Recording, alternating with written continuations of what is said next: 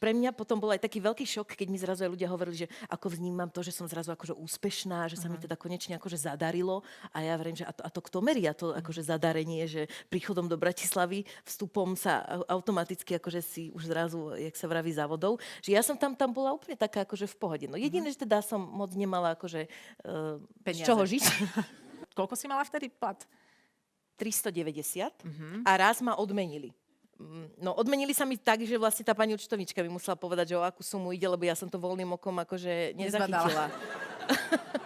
Nezachytila som ten rozdiel, no. A pamätáš si, koľko to bolo? Ona, že Zuzanka. A ja, A ty, že, Čo? No, a koľko to bolo? No tak bolo to 390 pôvodne a potom to bolo 412. Čo pri všetkej úcte, keď prerátaš a zaokrúhliš a trošku ešte sama si dohodíš, tak dá sa akože niekde, no. Tak to som sa nemohla ani doma s tým pochváliť, lebo by mi otec asi spak ruky jednu, ale tak to bolo.